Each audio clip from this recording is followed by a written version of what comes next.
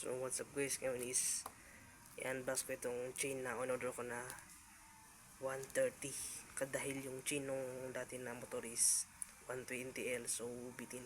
So bakit nga ba ako nagpalit ng kanina? Dahil papalitan ko yung gulong guys. So ito yung papalit ko guys. So yan. So ito. So bago yun, unbox muna natin ito. So ito na guys, natanggal ko. So ito meron siya, naka-bubble wrap lang siya guys. Simple lang, so yan lang. Bubble wrap lang. Tapos ito na makikita na itong box niya. So tignan naman natin. So ito guys. So guys ito. So halos malaki pa to. Malaki tong chain na ito. 120 guys. Ito yung 120 long at dahil nabibitin yung spike ng gulong na yung papalitan ko is sumasaya dito. So doon banda sa singam. Hindi makita yan, yung singam na yung bakal na yung gitna. Yan guys. Sumasaya dyan yung spike dahil maiksi itong kanina. So ito is 130. So I hope goods na to. Tanggalin ko na lang yung gulong. So guys ito na yung 120L at ito naman yung 130 long.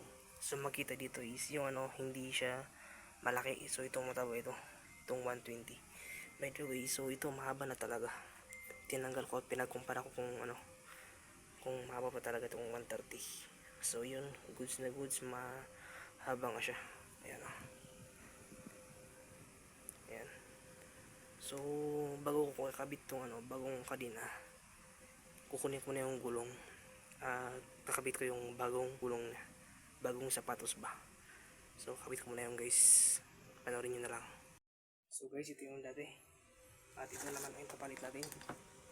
So ayan. Ito yung bago guys. So kakabit ko na yung bago guys na gulong. Let's go. Pang mabilisan lang. So yan o. Tapos na, sobrang bilis lang. At ayan, goods na goods.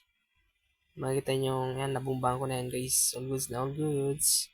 And yung next naman is harap. So yan guys. Goods na goods na goods. All goods. Next naman sa harap. So let's go. So guys, ito naman sa harap. Front wheel naman guys. So yan. Watch this. So yun oh. So yan. Goods na goods na. Nabombahan ko na rin guys. Yeah. So yun yung pinalit ko. So ito na siya. Ayan. Ayan o. All goods na all goods. So yan. Yun lang guys, kadali maglagay ng interior. So kabit ko na ito sa motor. Tingnan nyo na lang ang kanyang result guys. So yun guys. So guys, ito na siya. Ganito na ang itsura niya. Almost goods and done. So pakita ko nyo naman sa inyo yung kadena. So ganyan ang itsura niya. Yan yung 130L guys. So medyo maliit nga lang pero all goods na. So ito binawasan ko so kasi sobra pa lang mahaba. So binawasan ko ng halos mga 3 ata. So ganyan all goods naman. Ganyan na siya guys. So by the way, pabayan nyo na yung upuan sa soon na yan. Dahil wala kulang pa sa budget. Yung mga importante mo lang papalitan natin guys. And also yan na rin. Yan naman sa harap. So yan, all goods. Guwapo na ulit. Yan si DL guys. DL 150. So ito yung ang sukat niya naman dito sa front is 2.25 by 17. So yung sukat niya. Sa likod naman is 3.00 guys. Yung sukat niya sa likod. So yan, at makikita ang ulan pa. Time check is 2:22 PM guys. So ayan.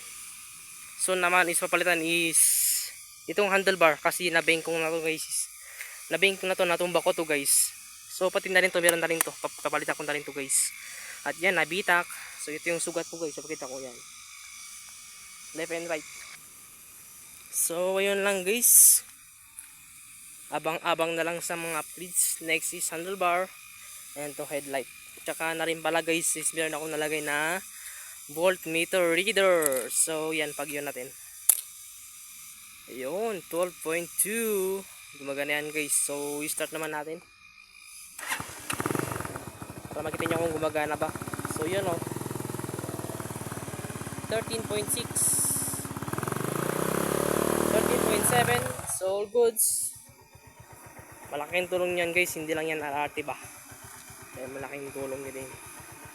And yun lang guys. Have a nice day. Thanks for watching. Yun lang guys. Have a nice day. Thanks for watching. God bless you. Peace out.